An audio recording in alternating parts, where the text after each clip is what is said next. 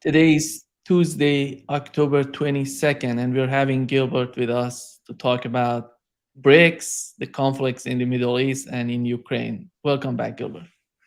Thanks so much. Let's start with the Middle East and the growing tensions between Iran and Israel. Are we going to see in the near future an Israeli attack on Iran? Well, this has been the subject of a lot of speculation going back since October 1st.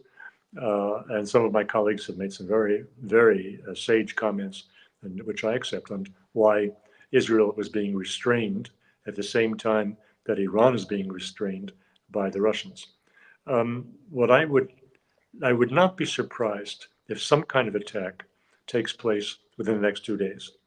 And for me, this has a special meaning to it if it happens. Of course, whether I'm right or wrong will be clear in the next 2 days. But if it takes place then that will be a demonstration of my point of the last couple of weeks, that the United States is the dog wagging the tail Israel, not the other way around. Because Israel would have gained the greatest value by striking in the days immediately following October 1st. Israel has no particular advantage in striking now, exactly now. The United States does. The United States is surely keen to interrupt the BRICS meeting and to use this time period to remind the whole world of who's the boss. That it's not the man sitting next to them in Kazan who happens to be named Vladimir Putin, but it is the collective Biden sitting in Washington. So that would not surprise me. And as I say, Israel has no particular interest in these dates. Washington does. Yeah. And how about the policy of Russia? How do they see the conflict in the Middle East? In the Russian media, I'm talking about, do they see it as a conflict that can be managed by Russia, China, or maybe the United States, or they see it that it's getting out of the hand of Russia or maybe BRICS? Well, first I want to take a step back because I didn't really finish my thought. Why exactly would I say it would be in the American manner to strike at a time like this? Just go back to the Georgian War, which was launched, that is, the Georgian attack on the Russian peacekeepers in 2008 was launched while Mr. Putin was in Beijing for the Summer Olympics. And that is the handwriting of Washington to try to use a moment that of when the boss is away, the decision maker is busy with something else, to stoke up a war and hope that the disarray will profit their side. Mr. Saakashvili was not successful, but who knows how the Israelis would be today when the president of Iran happens to be in Kazan. So that's a step. That's finishing the thought of a moment ago. Now, as to the Russian media and what they're saying about the Middle East war, they are showing very much the same things that you see on Western major media: the disaster situation in Gaza, the calamitous situation in Lebanon, and they are describing what Israel is doing as pressuring the Lebanese government to disavow the Hezbollah, to try to drive Hezbollah out of Lebanon and become a subject state to an Israeli overlord. That objective is being pursued by the incoming assistant to Blinken, who has arrived in Beirut, as I understand, to deliver on behalf of the Israelis and also the United States that message of give up, chase out the Hezbollah, and then we will stop bombing you. That interpretation was just put on 60 Minutes this morning, one of the more important news analysis and talk shows on Russian state television. But as I say, generally, there has been almost the same as the West, describing to the audiences in great detail and with video how Israel is on its rampage, how it is scorning international law and rules of war, but not telling the audience what can be done to stop the Israelis. That is not discussed at all. And Russia's possible role in that is not discussed at all on Russian television. Last time we talked, that I've mentioned that Iranian foreign minister said that they're not having any sort of talk with the United States, indirect talks. Yes. And you said that the main goal of this type of allegation on the part of Iranian was Russia. They wanted to inform Russia that they're not having any sort of talk with the United States right now. Yeah. And after that, we've heard some rumors that maybe there are some disagreements between Iran and Russia. How do you find it right now? Are they going to sign this comprehensive agreement between the two countries, or we're still having some sort of unknown factors? I would liken this situation to the question of bringing Ukraine into NATO right now. That is an issue which a number of NATO countries object to, and even explain the good reason why, because that would bring NATO directly into the war as a co-belligerent against Russia, and it's precisely what they want to avoid.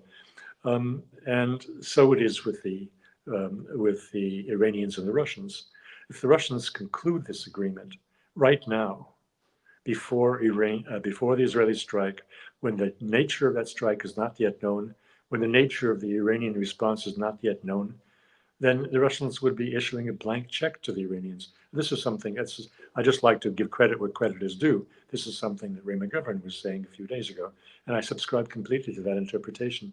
Why exactly I had been pressing another argument that Mr. Putin has a good reason not to trust Peshekandi because of the way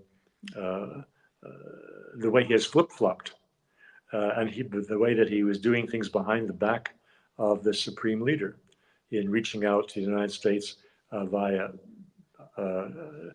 back channels that were apparently not divulged to the leadership in his country. So there are at least two arguments, but I think the more weighty argument is probably the one that Ray was presenting, that the Russians do not want to be giving a blank check and to be drawn into a war that can be avoided if Iran and Israel both exercise restraint. There was a further speculation by Ray McGovern that there were communications of one kind or another between Washington and Moscow via the Pentagon and the Russian Minister of Defense, explaining how they both should be urging at the same time restraint on their respective proteges. That is really quite open speculation that doesn't have any obvious supports, but it's a reasonable speculation. It's a good guess, let's put it that way. Yeah. And we're having BRICS summit right now in Russia. Mhm. Do you think that Ukrainians are gonna do something stupid to make some sort of noise and just distract people from what's going on in Russia? Well, this brings us to the same question of the head of the dog and the tail of the dog. Ukraine is a proxy for the United States, and is it a rogue proxy? Is it going to do something really dangerous, escalatory, and out of control despite the United States? I find that hard to believe. I think that if they do something stupid, as you're suggesting, it will be because Washington told them to do that thing stupid, and for the reasons I mentioned before, because Mr. Biden's people who denigrate the BRICS meeting would be only too eager to disrupt it in one way or another. And how about the Lloyd Austin visit to Kiev right now as we're having BRICS summit? What's the importance of this visit right now? We don't know. Again, this was a subject that was just being discussed this morning by the appropriate experts on Russian television, and they were saying that this is a big secret. The only thing that we know about it is that he's come to detail what the $300 million in latest installment of U.S. military aid to Kiev entails. But of course, you can do that by remote. You don't have to come. So what except to come all the way to Kiev to do that? What he's up to, we don't really know. However, I'd like to take a step back. But what is he delivering? As far as we know, what he's delivering is just refills. That is to say, they're not new tubes, not new artillery units. They're not no tanks. There are no jets. There's no heavy equipment in this 300 million. It is giving them either artillery shells or HIMARS refills that have shown till now to be of relatively minor importance in the war. At the same time, we have the feeling that Washington is now telling Kiev, "Look, we've done a lot for you. At the same, and you're not using well enough what you yourselves have, and meaning drones." This was something that was commented on this morning, and I found quite interesting the numbers that were given, because it all reflects on a statement that Vladimir Putin made 2 days ago when he had this press conference with the heads of mass media from the 9 member countries of BRICS. And he said at one point that you see how unbalanced this war is. We are fighting with equipment that we have developed and that we are producing and that we and that we use to equip our military. Ukraine is fighting with equipment that they're receiving from NATO.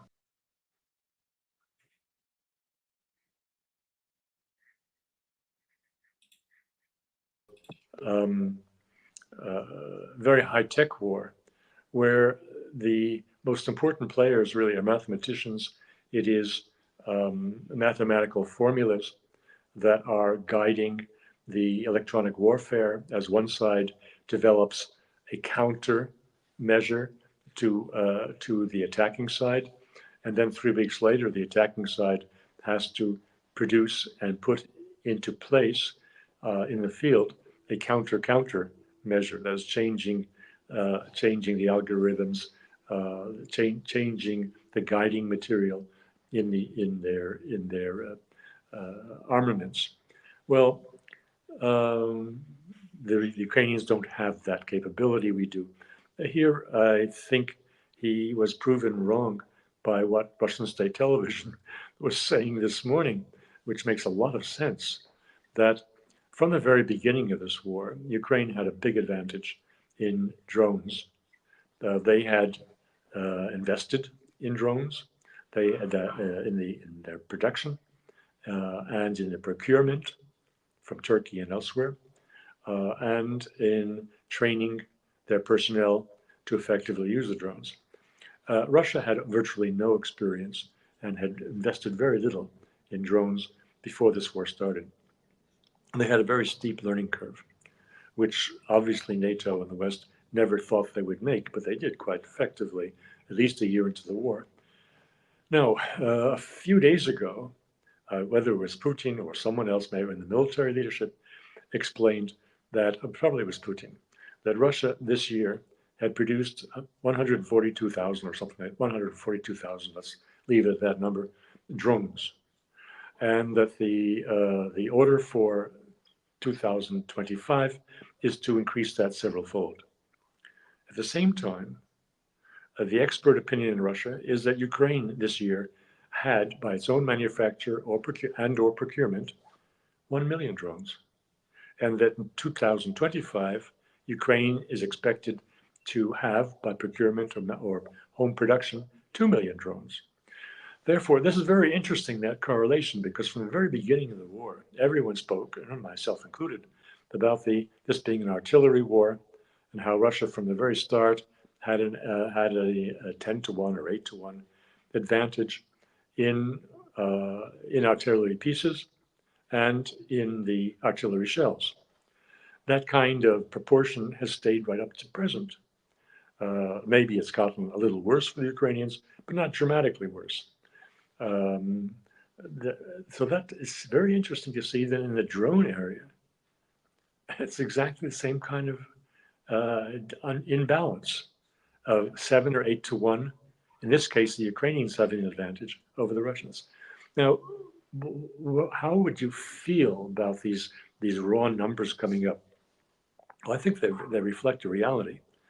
When you are watching the newscasts on Russian state television, where their war correspondents are interviewing soldiers in the field, or are speaking themselves while they're in a car rumbling through the countryside, everybody's watching out. They're looking up and not down.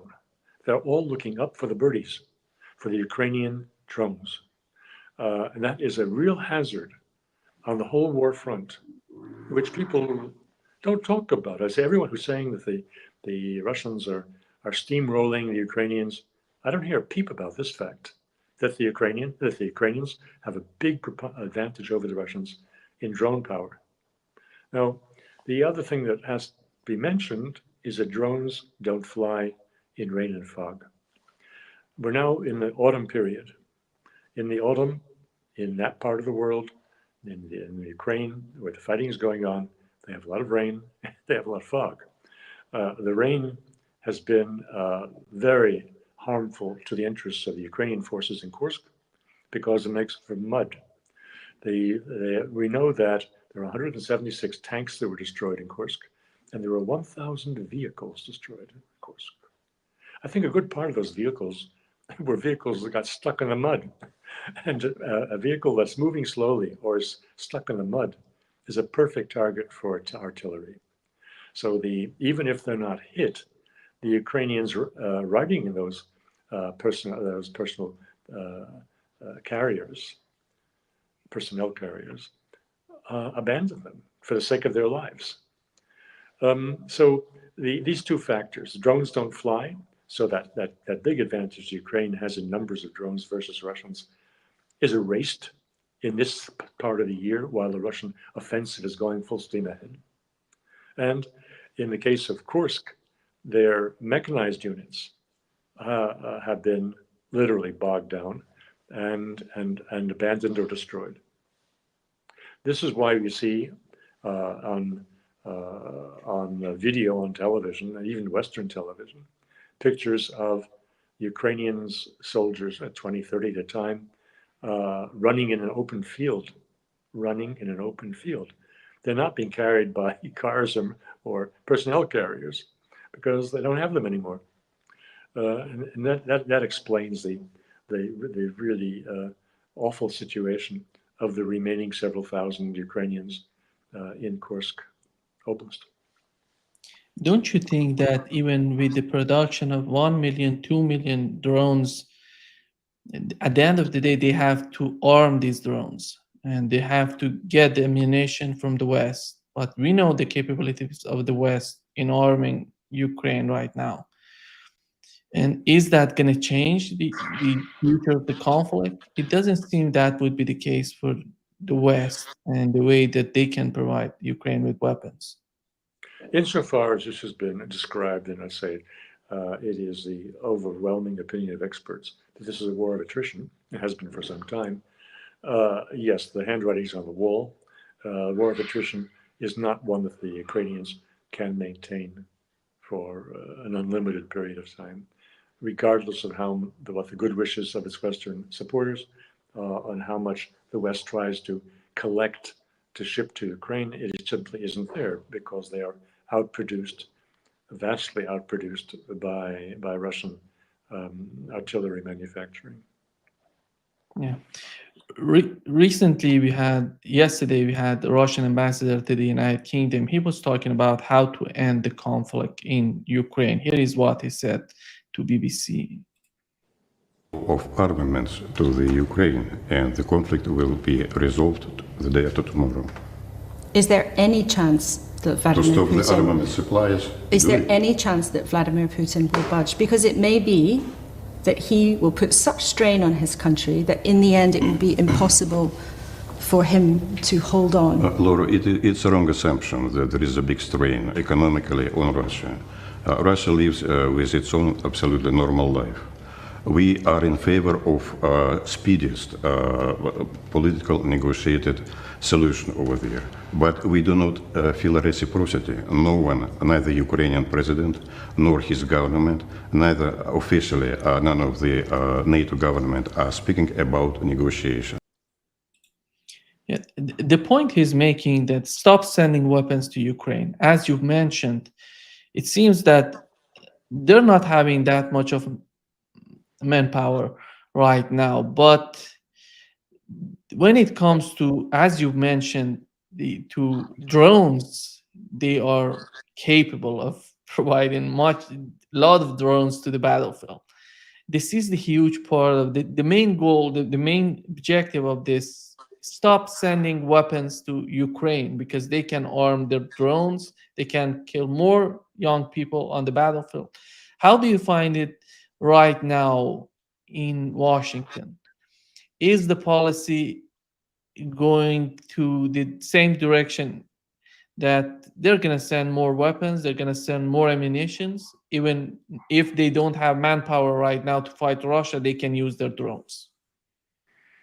Well, as regards Washington, everything depends on November 5th, not just who was elected president, though that all by itself would be decisive in ending the war very quickly if it were Trump, but also who will dominate the Congress. Because even if Kamala wins, if she doesn't have control of the Senate, if she doesn't have control of the House, it's hard to see how any further munitions or financial assistance will be sent to Ukraine. Simply, the Congress will not approve it, and so she can't do it. As regard, what I'd like to point to the interview itself, I was very surprised to see this on BBC. I mean, after all, Russia is a pariah state. What are they doing interviewing the Russian ambassador and dressing up for it, not coming in jeans and sneakers and pretending that they are the Zelensky gang? This was a serious discussion. And even if she asked rather stupid questions, hey, they're interviewing the ambassador and they're letting him speak. And it's going on, it's aired. That is remarkable. In general, the Western media, including Financial Times, the editors of which absolutely hate Russia, they are putting out more and more factually correct information about the state of the war. Maybe the editors try to insert a kind of scorpion sting somewhere, either in the titles they give these articles or in the body. But nonetheless, a reader who wants to understand what is going on can almost do that reading Western mainstream now. And it's because it becomes so obvious which way the wind is blowing, that the Russians have the wind in their sails, and that Ukraine is running around like a beggar. I mean, Mr. Zelensky, about which everyone's tired, particularly a beggar who tries to blackmail you if you don't give him his $20 for lobster dinner. How do you see the timeline on the part of Russian government? Do they see that they can put an end to this conflict by the end of 2025, 2026? Do they have any sort of timeline in their mind? Well, it depends on what you mean by put an end to the conflict. Put an end to Ukraine, and that they can do in a few months if they start using weapons of mass destruction, for example, call them tactical nuclear weapons. They can put an end to Ukraine very quickly. That isn't an issue. But put an end to the conflict with NATO and the US-led West, there's where you have the more difficult question to answer. But I think Mr. Putin has answered in a way by raising substantially the military budget of Russia and planning a very large incremental increase in the men-at-arms. He is preparing for a long war with the West. Whether Ukraine exists anymore along the way is a side issue, but the big issue is the war with the West. And in your opinion, right now in Russia, is there any sort of desire to reconstruct the relationship with the European Union, or is that fading away in the public opinion, in the elites of Russia right now, who are talking on television, who are talking on these talk shows? How do they see the European Union right now? Well, aside from some embittered people like Vladimir Solovyov, who lost his wonderful villa in Italy to confiscation by the Italian authorities under sanctions. In Russia, the situation is not so clear. Yes, the big names, the fifth column big names, like Anatol Chubais, they left. They quit the country. Kudrin has been out even longer, out of the country even longer. These liberals who were very pro-Western and who were, well, the language that analysts often use is comprador, they're sellout people who cut their own special deal with the West and who have their family, their wives, their children in the West. These people, the big names have left, but not the whole population who was sympathetic to the West. The single biggest component of sympathetic to the West were the whole intellectual class of Russia, the intelligentsia. They were very happy to be invited by Western universities to come at the expense of their hosts and to hold forth in front of university audiences or to be interviewed on television. They were delighted by this, and I don't believe that those people have written off the West. I think that if the sanctions were dropped, they would get on the first plane to Paris to go and enjoy a croissant that's made by the original bakers and not by the local bakers in Moscow. It's human nature. It's understandable. It's not treason. It's not treason. It's simply people wanting to enjoy the comforts that they got used to, and to be treated with respect by people who have been spitting on them in the last several years of this special military operation. As to the ordinary people, what are people in the street? What is your neighbor in the next dacha to you thinking? That is difficult. It's almost inscrutable. Patriotism has risen without any question. Whether it is a xenophobic, a supranationalist patriotism, I don't believe so. But I think people are persuaded the West has invaded their country repeatedly over the last 2 centuries, going back to Napoleon. They have seen on television the reality of how Europeans behaved in World War II, as opposed to the very much romanticized pictures of partisans and underground and pro-Soviet movements in France or elsewhere during World War II. Now they know better. They know that much larger numbers of West Europeans volunteered for Hitler's various divisions and were only too happy to go and invade Russia. All of these facts, of course, must make them uncomfortable. They're speaking about the guy in the street. But if the West were to revoke the sanctions and to start playing nice with Russia, I think there would be a restoration of relations, though, of course, the situation has changed. Russia will never buy from the West all of the consumer goods that it had before the special military operation. So much of it has been replaced by equal quality or superior Russian products at lesser cost. And Russians have gained a feeling of confidence in their own capabilities to make high quality goods and services, which they didn't have before. The country was lumbering under an inferiority complex vis-a-vis the West, going back to the 1990s, or going back to the Soviet times. If they always had an instinctive feeling that something, what was being made around them was inferior, even if it wasn't. That's gone. I think there's much more self-confidence. There's much more comfort with what they themselves produce than was the case before all of the import substitution, before all of the bitter exchanges between Russia and the West that have occurred in the last 3 years.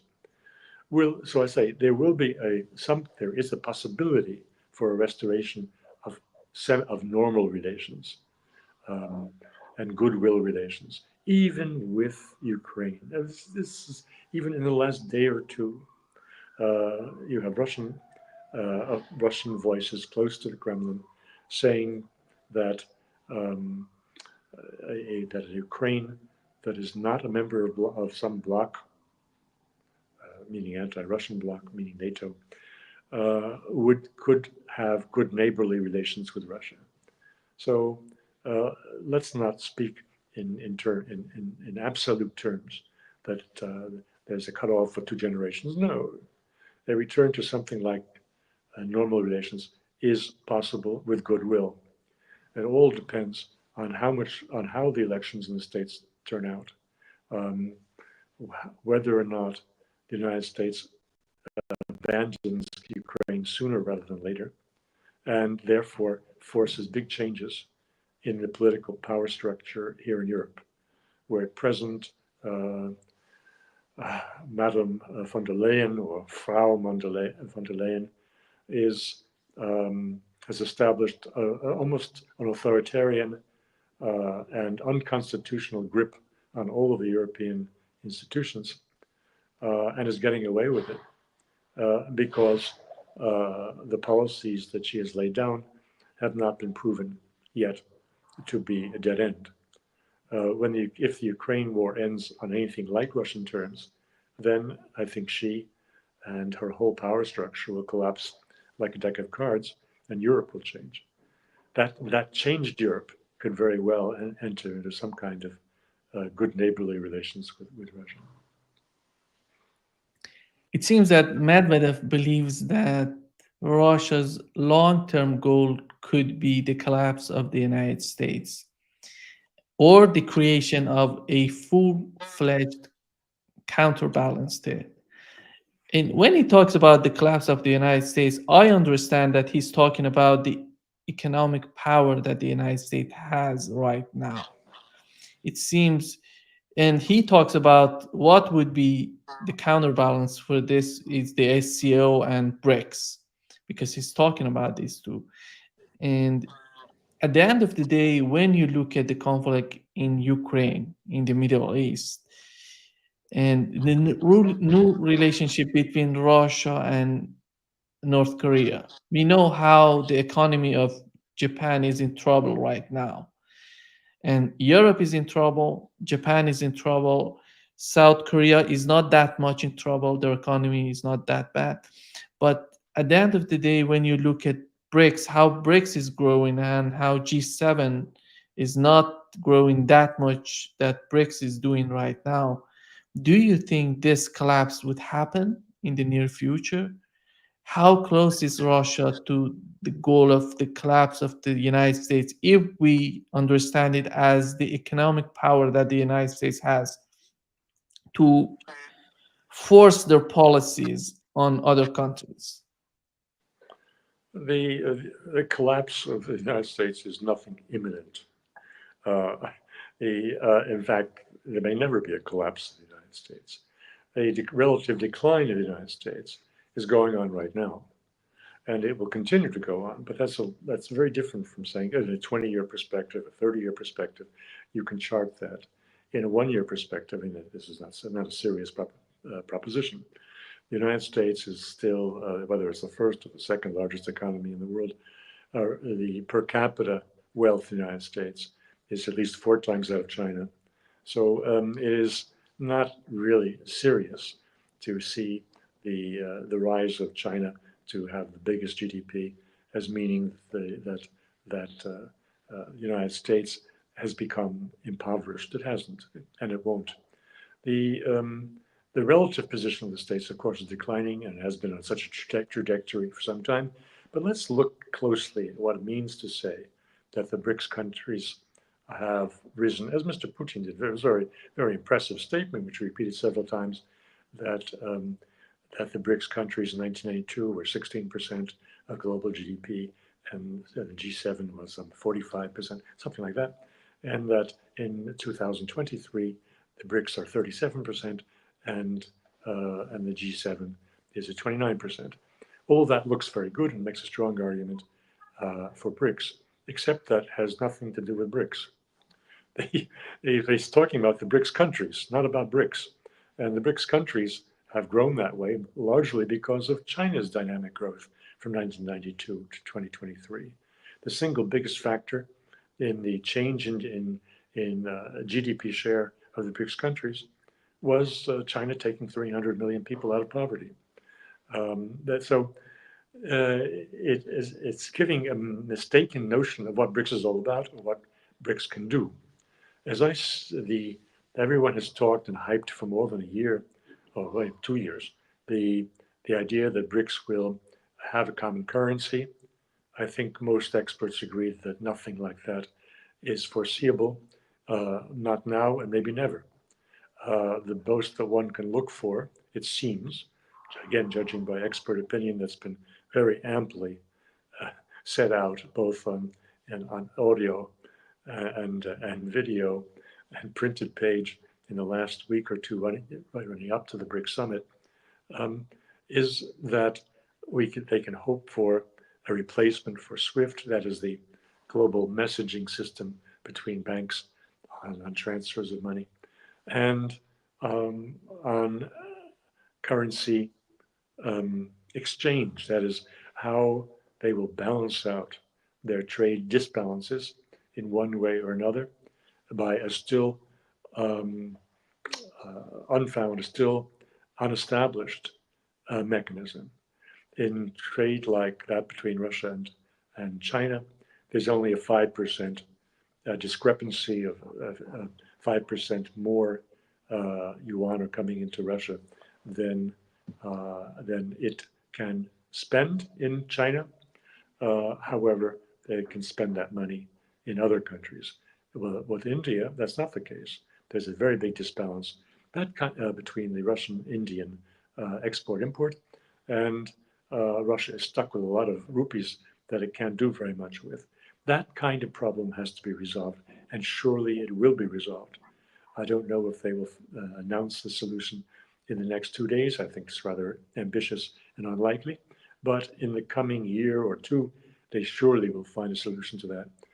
And so BRICS will then live up to the original ambition, going back to its founding in 2009, of enabling and facilitating trade between its member states without recourse to the dollar, and that is without having to pay fealty to the world hegemon. This is all feasible. A kind of little hint at how that will work will probably be unveiled in the next 2 days. That is a kind of replacement for MasterCard or Visa that will be put into place among the BRICS nations, and mainly will be to the benefit of tourists, travelers from one country to another, that they can use a credit card that is accepted by all countries. Whereas in the case of Russia or other sanctioned countries, their Visa, American Express, or MasterCards are not accepted. And similarly, those cards issued in the West are not valid in Russia. This type of inconvenience will be swept away probably in the next 2 days by the rollout of this new card. But that's a long way. This is a small change compared to the problem of solving the hundreds of billions of dollars in commercial transactions that have to be settled in one way or another between the BRICS member countries. So this is an economic dimension, a commercial dimension to BRICS that is on the way to solution. At the same time, the financial power of the BRICS countries is being strengthened by the new bank that was created. It has its headquarters in Beijing, which has extended $37 billion in loans to various projects around the world, and is set up to be a parallel organization or to take over the role held now by the IMF. The IMF being an instrument of Western domination because it imposes political conditions when it grants loans, whereas the new development bank that is part of BRICS does not. So that's another dimension where BRICS has some evidence of existence. But otherwise, BRICS is not an alliance like NATO. BRICS is not an integrated supranational entity like the European Union. BRICS is a lot less than one might think, and without looking at its details. The strength of BRICS, as I see it, at this particular moment, before its financial power or its reinsurance power, because that's another project that's now being discussed and probably will figure in the talks of the next 2 days, a reinsurance among its member states, since reinsurance has been almost exclusively the domain of British, American, and other Western insurance companies and entities, to the detriment of emerging markets and sanctioned countries like Russia. These are projects that are underway and are visible, and we will hear about them. But what I think is of greatest importance about BRICS is the soft power dimension. The international institutions have been bent to serve the interests of the global hegemon. The United States buys, and that is by blandishments, by favors that extends to heads of state, or withdraws from heads of state, as, for example, letting their children study at American universities for free, and even if not for free, letting them in almost unconditionally, so if they can have an American degree on the wall. These blandishments and the bludgeon-like blackmail that the United States uses to beat countries into line in voting in the United Nations General Assembly, I think that BRICS is steadily going to overwhelm that power advantage in international institutions. I mentioned General Assembly of the UN. I can also mention for example, the World Olympics Committee and all of its operations. These international organizations, which give you a feel for a global community or its non-existence, they have been dominated by the United States-led West. And here, as the number of member countries will not expand that very much, but partner countries will. There are now 30 countries that are joining the present 9 BRICS members at the meetings in Kazan. Many of them are represented by the heads of government of these countries. Very important people have come to Kazan. These countries will, by being partner countries, will exert a very big, attractive force on still more countries, so that who are members of the UN and these other institutions, so that the American domination of these international institutions and the American ability to say that it speaks on behalf of the global community or the international community will be knocked off its pedestal. That is a very big first step towards a multipolar world. And that is what we are witnessing now in this assembly. It was unimaginable in Washington, and maybe in London and in Berlin, that Mr. Putin would succeed in getting the heads of government of the BRICS member states, except for Brazil, where medical reasons have ruled out Lula's coming. But the others are there. And it is impossible for the BBC or other mainstream to ignore that fact. This is not an empty Russian claim about representing more than half of the world. More than half of the world's leaders are there in Kazan at a time when the United States and its allies have done everything in their power and beyond their power to isolate and render Russia a pariah state. It hasn't worked. On the contrary, it is now the Western Seven, the G7, that finds itself cut off because they're not welcome in BRICS. And when it comes to BRICS, Pepe Escobar reported that India and China solved their border problems weeks ago, and they're gonna talk about it, Xi and Modi, in Kazan to formalize it. And when we look at Russia and China as well, we saw the same attitude. The conflict in Ukraine brought these two countries together. I'm not just in Ukraine, in Taiwan as well. Two conflict in Taiwan and in Ukraine brought these two countries together. Right now, India and China are talking to each other. These border problems were long. They had a lot of problems on the border. And right now they have decided to put an end to these problems. It's huge, I think, in the relationship between China and India. The question is the way that BRICS is growing economically, and are they growing politically? Because as long as you have these differences within, you mentioned the differences between Iran and Russia, maybe, and between Russia and China and India. Are they growing economically to understand each other, their differences, putting them aside for a greater good, to make these policies, the United States policy in Ukraine, in Taiwan, in the Middle East, unaffordable for them, to bring them to some sort of sanity?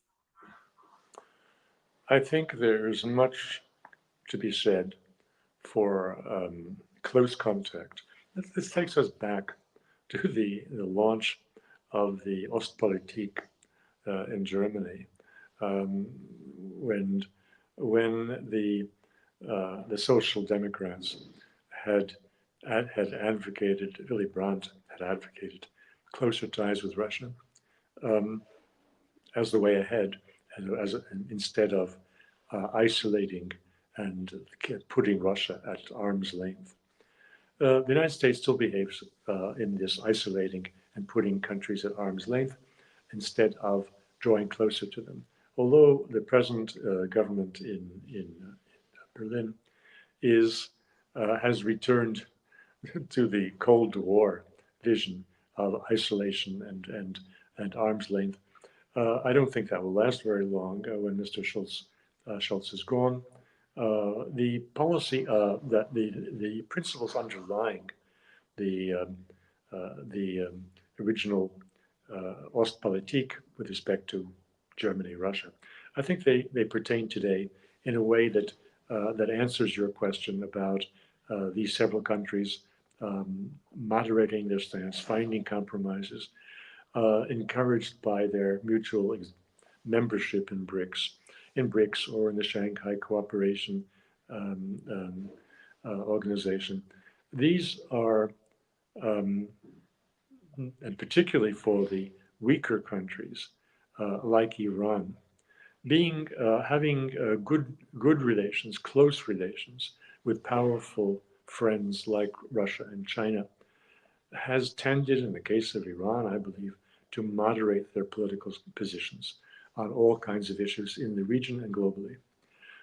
They are much more self-confident. They have a much higher comfort level in the embrace of these powerful world leaders than when Iran was, strictly speaking, a pariah state and was even being sanctioned by Russia under the leadership of the United States and its allies.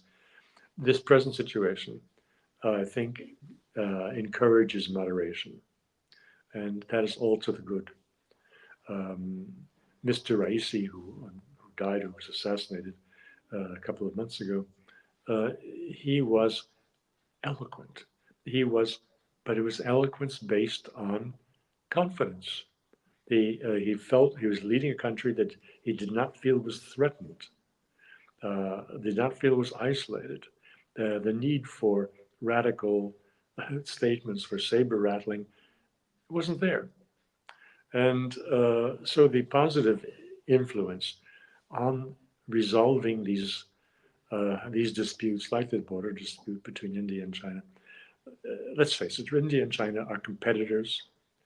This is the natural state of affairs. They're competing for investment, for industrialization in the case of India, at the expense of China. But that is normal in the course of events. They're pursuing their own interests, but it is not hostility. And competition like this for investment and for partnerships abroad, in the final analysis, can be constructive and in the interest of everybody.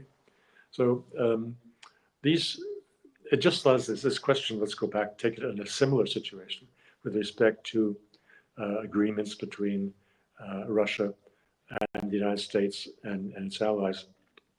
It is very sad, I'd say tragic, that the arms limitations agreements, treaties that were accumulated, that were built up by enormous efforts from the 1960s, late 1960s on, and culminating even in the New START under President Obama.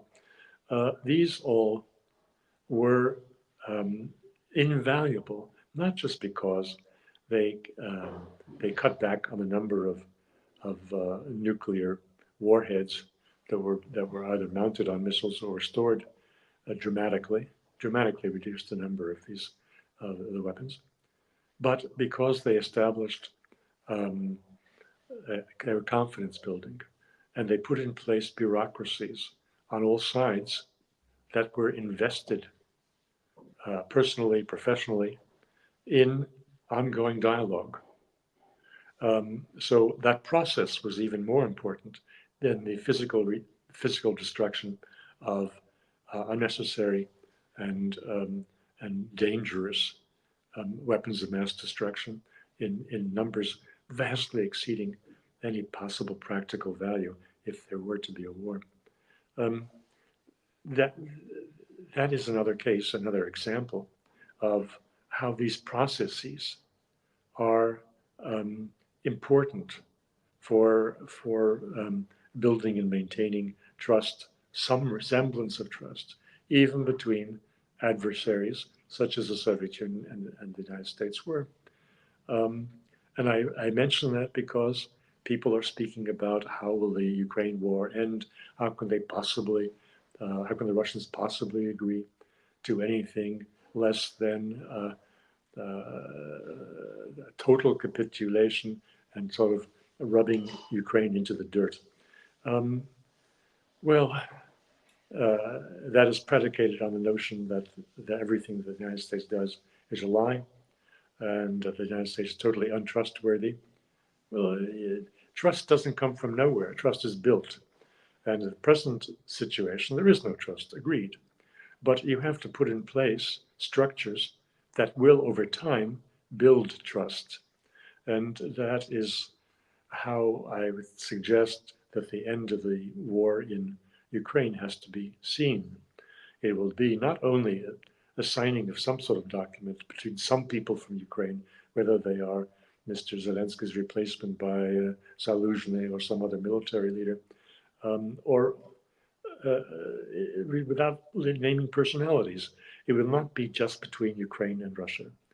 The only way this problem will be resolved is if it's something like a Congress of Vienna or a Congress of Berlin in 1878, when all of the interested parties sit at the table and redraw. This is really the Congress of Vienna that ended the Napoleonic Wars, redraw the security arrangements in Eurasia.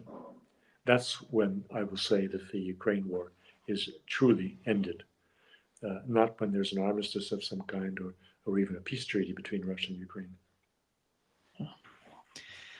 Thank you so much, Gilbert, for being with us today. Great pleasure as always. It's my pleasure as well. Bye-bye. Bye-bye.